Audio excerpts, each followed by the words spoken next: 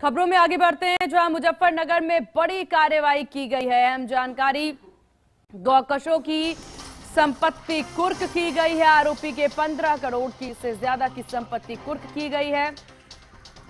जाहिद के गैंग पर कई आपराधिक केस दर्ज हैं। कोर्ट के आदेश पर की गई कुर्की की कार्रवाई। उत्तर प्रदेश के मुजफ्फरनगर में पुलिस ने गौकशों के खतरनाक गैंग पर बड़ी कार्रवाई की।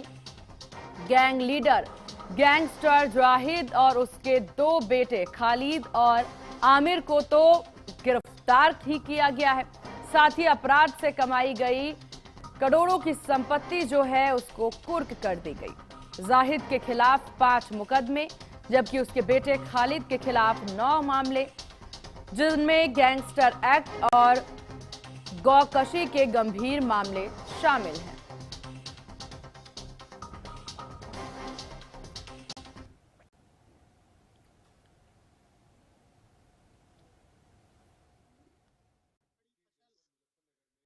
महत्वपूर्ण सफलता प्राप्त हुई है।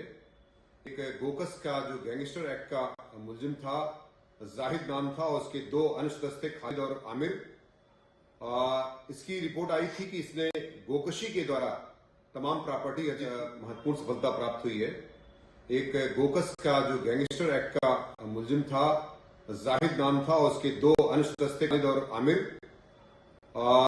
इसकी रिपोर्ट आई थी कि इसने गोकशी का तमाम प्रॉपर्टी अर्जित की है, चाहे वो घर बनाने का हो या जमीन खरीदने का हो या दुकान हो।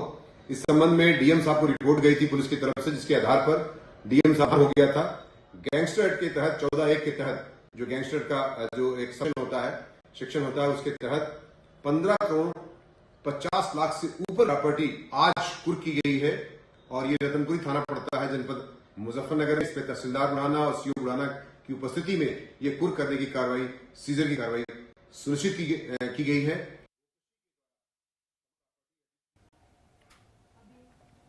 चलिए खबरों में आगे बढ़ते हैं, जहां हैदरी दल का सरगना